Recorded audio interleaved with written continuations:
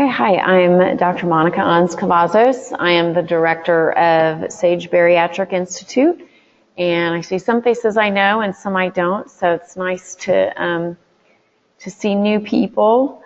I'm going to talk today about holiday eating because I feel like it should be an athletic event at the Olympics. You know, tackling the. Can you guys not hear me? Does this work? Yeah, well, it doesn't, it's not going to, oh, I just need to yell. Yeah. Okay. All right, so it can be a Herculean effort to get through the holidays without gaining weight because there's so many hurdles to jump over. And so I'm going to talk to you about some tricks and just some sort of habits and skills to kind of help guide you hopefully through whether you're preparing for surgery and you're trying not to gain any weight, or whether you're after surgery and you don't want to derail yourself, or even if you're in a great post-op state and you want to maintain your weight. These are hopefully some helpful hints. And I always start this talk out with a reminder that we so frequently get carried away with all of the things that come with the holidays that we forget what we're celebrating. And it never hurts to stop and take a minute to reflect about the reason for the season, be it Thanksgiving, remembering to be thankful for the people you're in the room with, rather than worrying as much about the food that's on the table. Or if it's Christmas or Hanukkah or whatever you're celebrating, it's important to really take some time to have a bit of an inner reflection and think about, what are we doing here? Why am I buying all these gifts? Why am I wrapping these presents? Why am I cooking this food? Why are we, cleaning the house for everybody to come over? Like it can just be overwhelming, but kind of step back and think about it, and it might help take the stress off a little bit in a lot of those departments. So I kind of broke this talk up into before you go, and then when you're there, and then after. So we'll start in the beginning. It's a favorite trick of a lot of people to save up their calories, and now we've got a lot of people doing this intermittent fasting. I'm actually a fan of that, but not to be confused with the concept of I'm going to save up and not eat all day so that I can eat a lot later. Just generally is not a good approach, especially if you've had bariatric surgery. Physically, that's not going to work very well for you. So eat your regular meals during the day. Have your protein, and try not to get yourself to that starving point where your body is just ravishingly hungry. You tend to overeat. You tend to eat the wrong foods. You tend to eat too fast. All of those are problematic. Also, speaking of the sugar question, the diabetes medicine questions, some people are still on diabetes medicines after surgery, and if you go that long without eating and you're on a medicine that can lower your blood sugar, depending on the medicine and so forth, it can interfere with your safe blood sugar levels. And then again, that overeating that just almost naturally ensues after that, starvation feeding, can lead to very painful pouch sleeve distension. So best to just eat your regular meals, have your protein in, and plan on enjoying a normal amount of that food. Some of you who are closer out than others might want to consider thinking about whether or not you're going to be talking to people about your weight loss surgery. So some people have thought about this very in depth and already have an answer prepared, but if you haven't, you might want to take a minute to talk about that, because especially at gatherings over the holidays, you might run into someone you haven't seen since last Thanksgiving. And if you've lost 20 pounds or 100 pounds, they're very likely to say something. And of course, we strongly support everyone being champions of bariatric surgery and telling everyone about it. That is a very personal decision. Not everybody wants to do that. Not everybody feels like they want to share that or deal with the millions of questions that often follow. So you might have your plan in mind in terms of what are you going to say. I'm not an advocate of lying, so something simply like, I've made some drastic lifestyle changes. Very true statement. I'm eating a lot less. I'm eating better foods. I'm eating fewer carbs.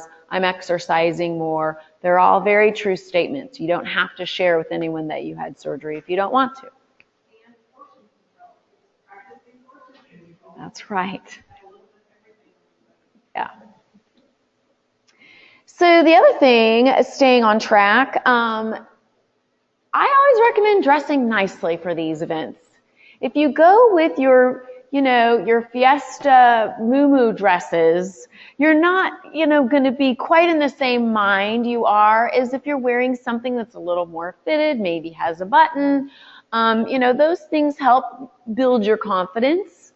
They kind of just help you be mindful of standing up straight, feeling nice, looking nice, acting in a way that you want to maintain that kind of nice appearance. Not that it's all about appearances, but it's sort of also how it makes you feel on the inside.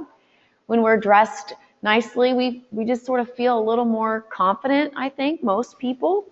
And so that's just you don't go have to buy anything new, but don't wear your clothes you wear when you used to say, I don't want to wear anything tight because, I'm going to be eating a lot. Like, not the best approach for staying on track.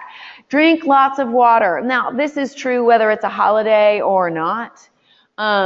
Drink your water. Drink your water throughout your day. As you're cooking, always have your water in reach.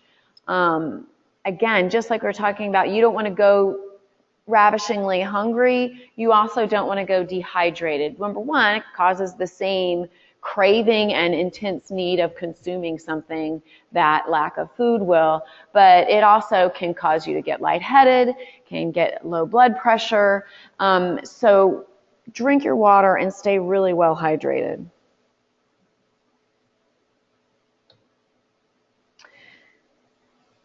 Exercise can be a trick, especially if you're traveling. Anybody traveling over the holidays? Okay, a few hands. So to me, that's one of the biggest tricks about traveling and staying on track is exercise. One of the things that I always talk about with patients is this concept of the exception. So there are a couple exceptions to things, your birthday and your anniversary and your wedding. And that's about it, because otherwise anything is an exception, right? So, well, it's Susie's birthday, so we have cake in the break room.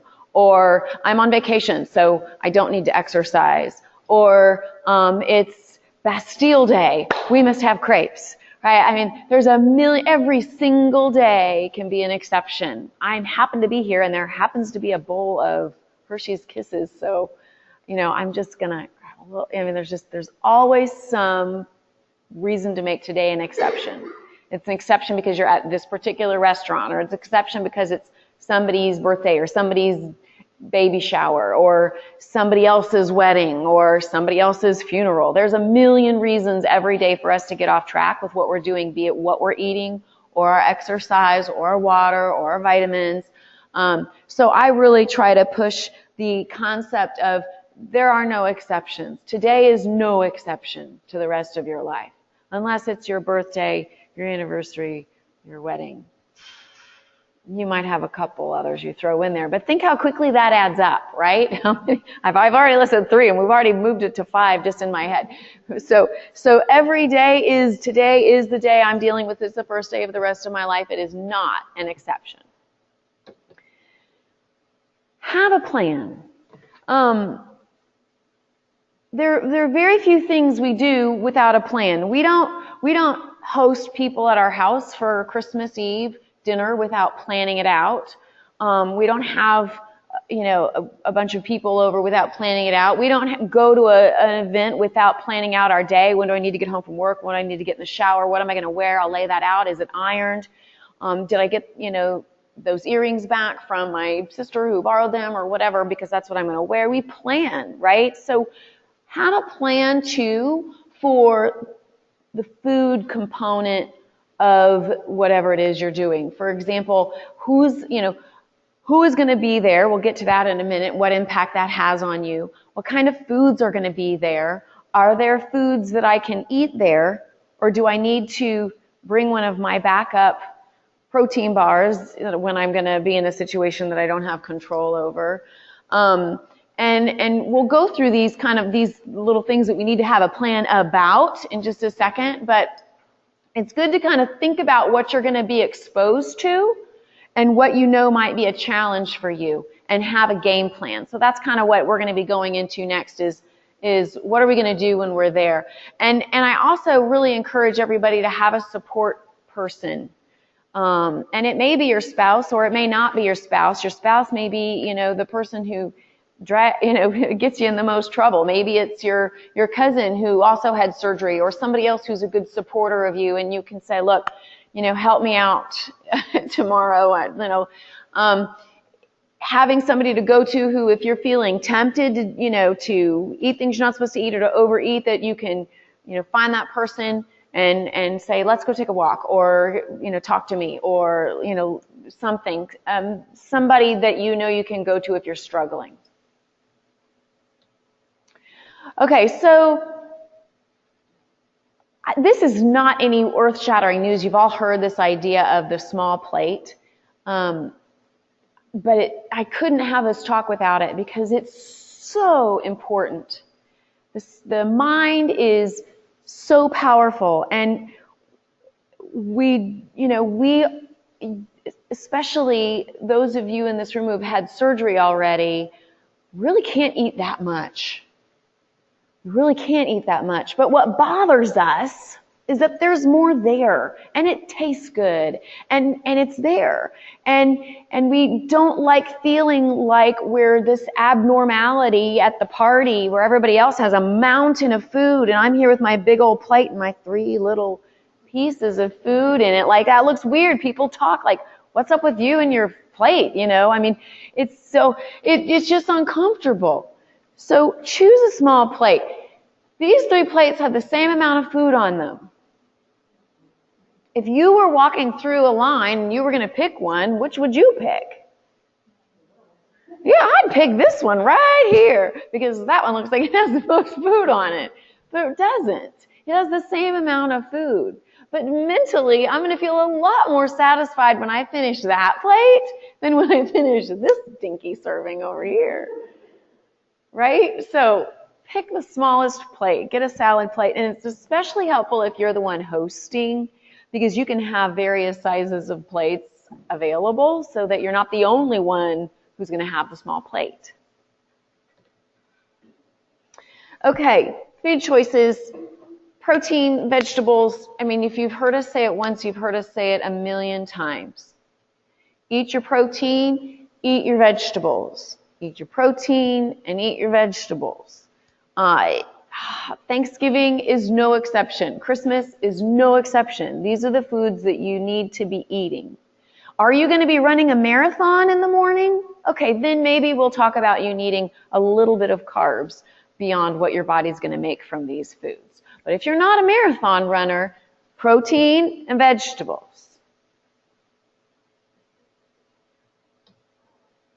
I was very proud of this graphic. I made it myself. I was disappointed they didn't have a fish that was colored to match the vegetables and my little fruit there, but these are our basics. We're always talking about the importance of getting, and honestly, these, you sort of interchange these. The idea being protein and vegetables.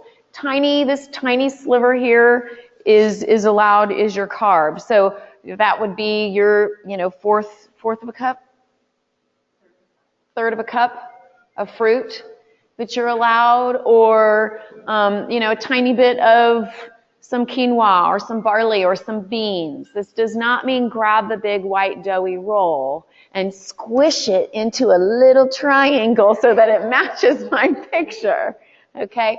think about what you're putting in your body. You want to put in your body what God gave us on this earth to eat, okay? And it's, try to make sure everything on your plate, you can see how that came from the earth. I have never seen a roll growing from the ground. So keep that in mind as you're walking along the buffet. This is how you want to fill your little plate. Okay, so things to avoid: the casseroles with noodles and the carbs and the potatoes and the stuffings and the bread and the rolls. Now, cream-based vegetable dishes are better than carbs.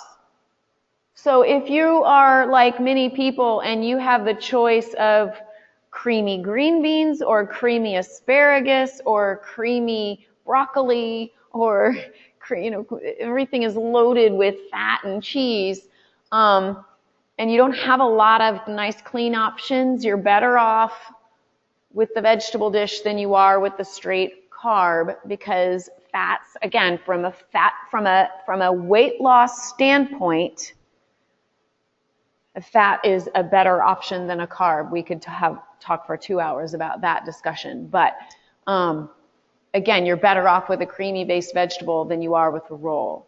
Now, a perfect world, you kind of shake some of that sauce off, so you get rid of some of that cream, so you're not getting in all those fatty calories.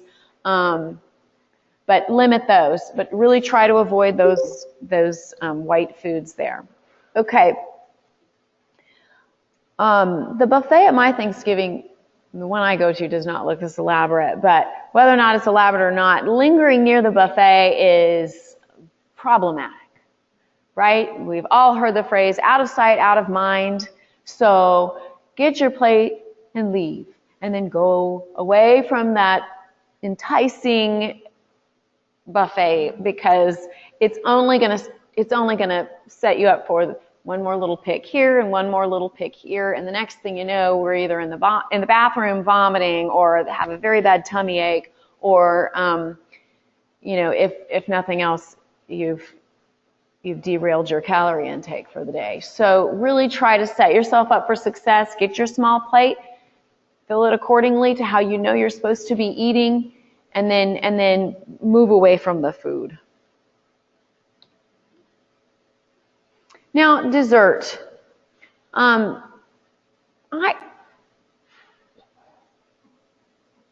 Dessert is a really tough subject, because it's not fair to say you can never have dessert again for the rest of your life. Obviously, we're not going to say that, because that would be no fun. But again, there are certain times in our life when we're going to have whatever we want for dessert. What did we say? Your wedding, you can have your cake. Your birthday and your wedding anniversary. Outside of that, try to make good decisions here. There are wonderful fruits that you can have for a dessert. And again, we're still trying to make, that's going to be that small part of your plate. Remember in my drawing, that little strawberry there, it still needs to be a small portion, about 1/3 of a cup, is what you're allotted there with fruit. But it's really not a sacrifice. I mean, fruit is amazingly delicious. And if you really stop and enjoy it, you get to where, and a lot of you might experience this. Once you get away from the high, sugary, fatty, processed foods, you really kind of don't like them anymore. After a while, you taste it and your body just almost rejects it because it's just so bad for you. So keep in mind, fruit is an option, but again, you want to still keep it in the proportion that we have drawn on that plate. Yes?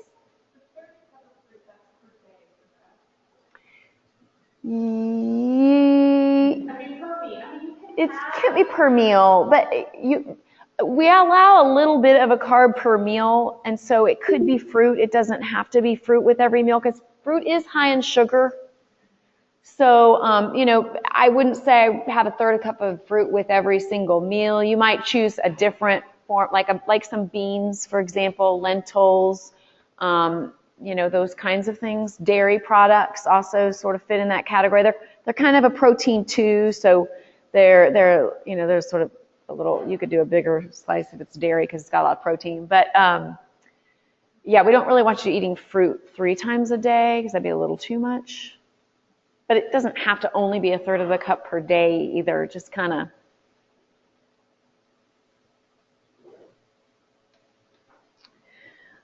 So this is, I think we've had talks on mindful eating. I think when the psychology team comes, they talk a lot about mindful eating. And this is just sort of a 2-second point on taking the time to enjoy each bite rather than enjoying a quantity. We all enjoy quantity. When we see a tiny, piece of something good, we tend to get a little less excited than when we see a giant piece of something good. But we really work to change that mindset from instead of enjoying quantity, trying to enjoy quality. So enjoying every bite of the food that you eat instead of, oh my gosh, I love this. This is the best turkey and it's got, grandma's gravy and I just love it. I love it. And just eating it quickly and as much as we can, rather to really trying to, again, that mindfulness, that thankfulness. I'm eating this turkey because I'm thankful for everything I have in my life. I'm thankful for the people. I'm thankful for this food. I'm thankful for, quasi-world peace. Lots of things that we can be thankful for. And really think about that. Enjoy each bite. Chew it slowly. Close your eyes even. Savor the flavors. And really let yourself enjoy that for what it is. And you will probably find at the end of that meal that you feel much more content and satisfied than if you had shoveled down a huge plate of it. Because when you shovel down a huge plate of food, what do you feel? Regret, right? And you have a stomach ache. And if you've had surgery, you're probably vomiting. And then you're worried, did I stretch out my sleeve? You've got all kinds of worries. That's not a satisfied, content, or thankful feeling. But if you get that small plate and you fill it appropriately with the proportions of the right kinds of food, and you take each bite and you chew carefully and you really enjoy the flavors and you try to, you think about it, is that rosemary? Is that thyme? And you really enjoy what you're eating. When you're finished and your hunger is satisfied, that's a really nice feeling to get up and feel like you've had a nice meal, you've really enjoyed it, you haven't overdone anything. It's just a much better feeling. Okay, then when it's over, it's over. So we pop in that sugar-free mint or, brush your teeth, leave the food behind. Really, really, so many of us do so great on the first part. It's the 2 hours later when nobody's put the food away and I'm wandering by the buffet because that's the quickest route to the bathroom and I'm like, that's when we get in trouble. So really try mentally, the kitchen is closed. Brushing your teeth, my mother taught me this trick. She said, if you brush your teeth and put on a little bit of perfume, nobody feels like eating after they've done that. Bring a little bit of perfume, brush your teeth, and it really does help you, not want to put anything else in your mouth. Focus on your friends and your family. Volunteer to take pictures for everybody and make a little, little group album that you can email everybody at the end of the holidays, or something like that. Taking a lot of pictures, offering to clean up. Nothing really makes me not want to eat like dirty dishes. So clean, offer to be the cleaner upper. Sip some decaffeinated hot tea, some mint tea or something too if you're feeling that urge. Everybody else is doing their second lap or everybody else is getting their great big thing of pie. Make yourself a little cup of hot tea. It has some flavor and it's warm and you can, go through this motion, which, is we just love. And yet it's in a way that's helpful for your digestion. It's not giving you extra calories. So back to our summary of our game plan that we talked about earlier. We're going to get our small plates. We're going to review our food. what we're going to be, what we're going to put on our plate. We're going to leave the buffet behind. We're going to really savor every bite. We're going to pop in a sugar-free mint or brush our teeth to be done, and then really focus on the people around you. Okay, now there's some of those hurdles that we have to jump over, and I call it mothers, pals, and cops. And first of all, be prepared for the mothers. And it doesn't actually have to be your mother. It could be someone else's mother. But people really love to tell us how we're supposed to eat. Why everybody finds that they can just, everybody has a right to tell you how you're supposed to eat, I don't know. But has anybody heard this? Any of our post-op patients heard anything like this from anyone? Yeah. Like, it is mind-blowing to many people what a small amount of food satisfies you. The thing that's interesting in what most people don't realize is that the way our patients eat is not very different from the way most healthy people eat. So think about, mothers have a special spot in their heart. It's just been their job since you were born to feed you. And so it's like, what's going on? They're not eating. We have to give them a little soft spot for moms. Take it easy on moms. But the friends is a trickier one.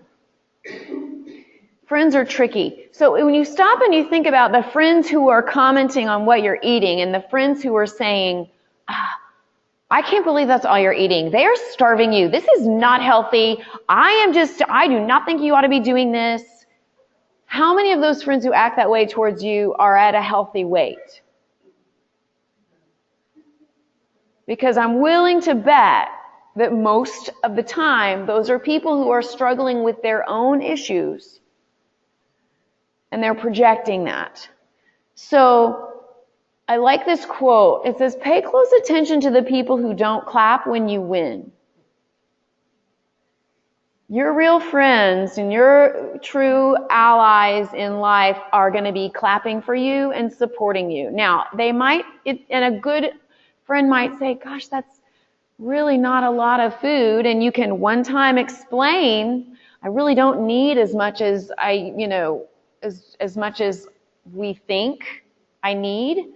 And part of the way you lose weight is by not eating enough. Like, that's how this works.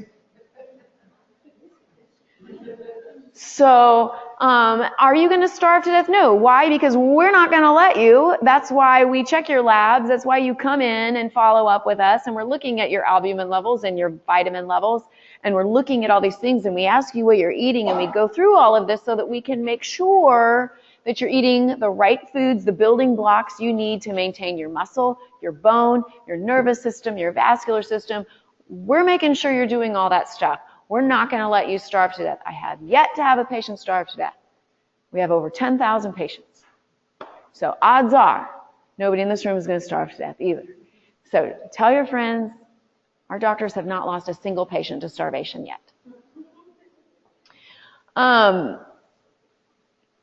But this is back to that being prepared for who you're going to see and what they're going to say. You might want to have some things in mind, and sometimes a very simple smile and a thank you is all you need to say. Thank you so much. I appreciate it. Thank you, but no. And if they persist, change the subject. How about them Cowboys? And then, again, more. These are, there are some people who aren't even your friend. They're just outright, mean. And sometimes it's the opposite. So sometimes it is, I really could have sworn that Dr. Anz's picture showed a piece of pie, not a strawberry. I swear it did. And the other person with you here tonight is going, that's not what she said. And so you will have some well-meaning people on the opposite end of the spectrum saying, you've had surgery, you're not supposed to be eating that. Prepare yourself for those people. But you might also stop and think about what they're saying, because they might be right. But nobody likes to hear that. So even if they are right, you might, again, think about that support person. You know, that support person who might be the one who's designated to keep an eye on you and give you, a high five or a not so much when they see you going, should I get that? No. That's your support person. But as far as, nosy Aunt Susan, who's just really up in your business, again, you can, stop and think, is it really something I should be eating? And if it's within your, realm of what we're doing, then just say, thank you, yes, I can have this. There's nothing good going to come out of you having a fist fight with Grandpa at Christmas dinner. Like, you just be gracious, thank them for their concern, and go about your business. Okay, alcohol. We really push for no alcohol in the first year because it's a liquid calorie. We could cut your stomach out altogether and we cannot defend against liquid calories. So sweet tea, juice, milk, alcohol, they just get, there's just nothing, there's no tiny stomach we can give you that is going to keep that from going right in and being absorbed. So we really encourage you to not have any alcohol for the first year. But again, your birthday, your wedding day, your anniversary, you can have a glass of wine. But keep in mind, one beverage per 24 hours. And that doesn't mean have a drink every day. That means if, even though it is your birthday, try just one alcoholic beverage because toxicity is much higher after bariatric surgery. And so there's that concern. And you may not necessarily feel more inebriated, but your liver is getting more inebriated. So it's just not healthy. So be very careful about that. And you've heard the term lightweight. As you lose weight, your body, you won't tolerate as much alcohol, even if it had nothing to do with, even if you didn't have surgery and you just lost weight, you're gonna, how many, 4'9", 80-pound, champion drinkers are there out there? Like none. You just can't tolerate as much alcohol. So max of one per day, or one per 24 hours, but again, not every day. Just on those exception times, preferably. Okay, keep exercising, stay active. I am so lucky because when we go for Thanksgiving, we go to my husband's parents' house, and they live in a nice neighborhood that's very hilly, and so we always go for walks together. And it's kind of a tradition that after we eat, we all go for a walk. And I think that's a great habit. And I encourage you guys to, if you don't already have that, to start it. Start it with your family. Let's go for a walk. It's usually nice weather. And it's just a great way to get everything moving. If you're doing all the people that you came with who did overeat a nice favor too, helping them feel better. Take the dogs for a walk. Okay, how many of you know about sitting exercises? Okay, good. So I'm going to teach y'all a couple sitting exercises. Does I have to stay in front of that camera? Well, I'll bring the chair over if it'll still see me. Because there are people at home who are watching this. So, all right. So if I'm sitting on the couch and I'm not getting up because there are 15 people who are going to jump in and steal my seat if I do, so I'm not getting up until my bladder tells me I have to. If you have a day job or a night job, it doesn't matter if it's day or night, but if you work sitting, if you're at a call center, if you're at a desk most of the day, these are also good exercises, things you can do. So we're always trying to keep up our resting metabolic rate, right? We want to continue to burn as many calories as we can throughout our day. And since we don't like you snacking, we want you to have fasting swings throughout the day. So how do we keep our metabolism up? We keep moving. We keep using our muscles. We keep churning and burning and making our muscles pump out energy to supply our muscles with the energy it needs to do all these things. And that is how we keep burning calories even when we're not eating, when we're fasting, and when we're sitting. So if I'm sitting like this, I'm pretty relaxed. I'm using a little bit of energy to keep my head up instead of doing this, but that's about it, which is kind of how all of y'all are sitting too. So I'd like to challenge you to try something with me. If you sit up really tall, I want you to push the top of your head up to the ceiling. So everybody in this room just got 2 inches taller, and you're sitting down. So you can feel your stomach muscles, right, holding you up. You can feel your back muscles. And if you're doing a really good job, you can feel your gluteal muscles working really hard. All of this, and you're just sitting there. So you can be taking calls, you can be writing, you can be reading, you can be watching TV, and you're using energy, lots of energy. You're holding these muscles in a contracted position, and you're breathing better because you're sitting up better. So this is your resting metabolism is ramped up right now just by sitting. Now, keep that position, and after a while, and you feel like you're really good at this, move your feet a little further out instead of being crossed under, and that makes it harder, right? You can't touch it. There you go. Okay, now after you that, so that makes it a little bit harder. Next, lift 1 foot 3 inches off the ground. Are y'all feeling this? It's not just me, right? And then you can switch and do the other one. You can do this all day long at work, and you can do this on the couch through the whole football game, and increase your resting metabolic rate, and burn more calories, and not have that, help you get through that meal you just ate. Other fun things to do. One Thanksgiving, a couple years ago, it was raining all week. So we went roller skating. And that was really funny because the grandparents went roller skating. Everybody went roller skating. Some of these people hadn't roller skated in 30 years. It was really fun. But seeing if there's a turkey trot in your area. A lot of neighborhoods will have a turkey trot, or making your own. Going outside and playing basketball. Even if you stink at basketball, just getting the family together, getting the teenagers off their phones, and getting everybody moving. Okay, how am I on time, Heidi? Okay. So there's an author named Judith Beck who I read a book of hers years ago, and she has an interesting idea that really stuck with me. And it was this concept that what really causes problems is the internal arguments that we have.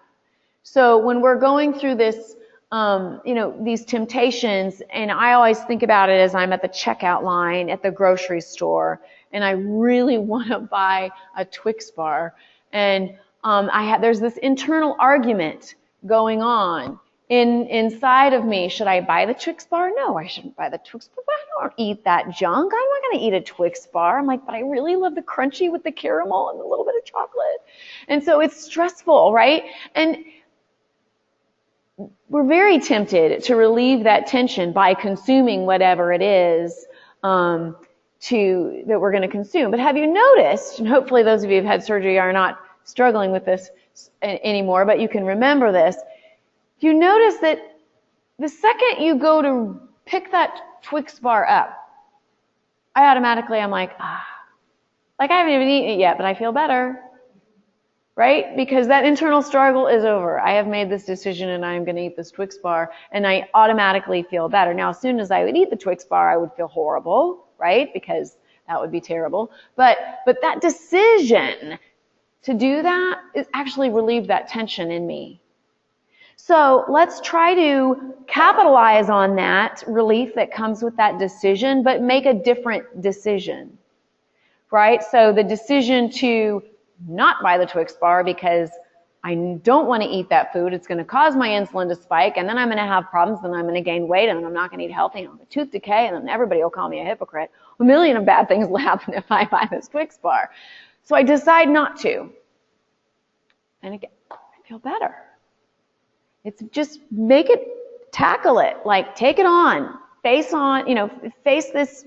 this temptation and make a decision and then move on from it. And you'll find that there's an inner peace that comes from the decision. If you let it continue to linger and argue with you, then you have that constant struggle, stress, and tension, and it bothers you and it weighs on you. So face it and say no. And see if you don't find that same kind of relief that comes with just that decision, and making that decision actually can help relieve that sort of inner struggle. I thought it was a really interesting concept, and I have found it to be helpful. Okay, I want to take a minute and talk about balsamic vinaigrette. How many people in this room think that balsamic vinaigrette is a great, nice, light salad dressing? They're so well trained, Heidi. Good job. People are always like, I talk sometimes when people are like, oh, no, I don't use ranch or any of that stuff. I just use a vinaigrette. Well, what kind of vinaigrette? Like, what do you mean by vinaigrette? Because some people mean, a little vinegar and a little lemon and salt and pepper, and that's great. That is a vinaigrette. But what most people mean is, Newman's vinaigrette, which it's not evil, it's good, but it's not light. It's not low calorie like we think. It's a deceiving name, because when you hear "et" at the end of something, it sounds, light and airy. But these are the nutrition facts for this balsamic vinaigrette. 14 grams of fat in 2 tablespoons. 14 grams of fat. Now, only 3 carbs. Yes, we have that. But 140 calories. So it's not the best choice.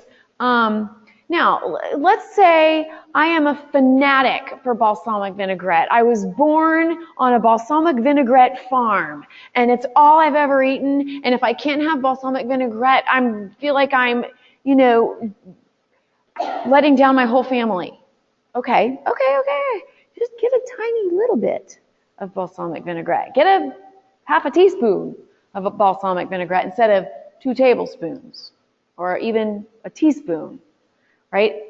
And try to do the less is more concept. It's not that you can't, ever have these foods, but you don't want to be regularly using balsamic vinaigrette on your salads, because you have just added, like a hamburger patty worth of fat and calories to your salad, which is probably not why you're eating a salad, right? You're not eating it so you can have 150 calories of fat thrown on top.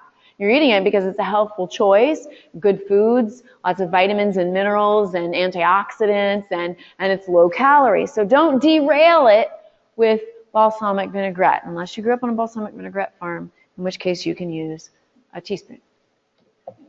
Okay, ranch dressing. Man, check the calories out on that. 240 calories. Okay. There are some helpful options. And, vinegar by itself is great. Lemon juice, lime juice is good. There are these little spritzers. And Heidi, you talk about some of these in class, don't you? No, not so much? Okay. Well, a lot of the light salad dressings they're not all perfect. Some of them have added sugar, but they're definitely better than the regular version. And,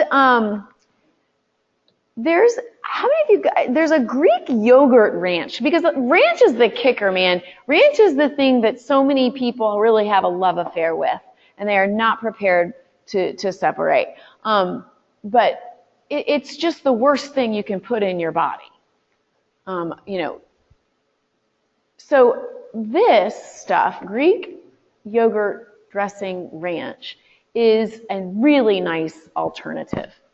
Same serving size, has 60 calories instead of 240, and 5 grams of fat instead of 24. And it has some protein in there too. I didn't put that on here, but I think it has like maybe 8 grams of protein. So, or maybe 6, I don't know. But it's a really great option. Now you're still adding 60 calories, you're still adding a little fat, but if it's going to get you to eat your vegetables and not the roll, then there you go. Has anybody tried that stuff? It's really good. I mean, is it the same as ranch? No, it's not the same. I mean, you'll be able to tell a difference, but I think it's much better than fat-free ranch. So, you know, it's great. I really love it. Fat-free Italian, even better. Look at that, only 20 calories. The Hidden Valley. Yeah, it's right there in the regular, and HEB has it. It's right in the regular dressing section. Now again, even with these better choices, right, it's small amounts, modification. The old Weight Watchers trick is a good one where, you know, dip your fork in the dressing on the side, shake it off, and then get your vegetables in your salad. I mean, it's just amazing the difference of how little you really use and need to have that flavoring.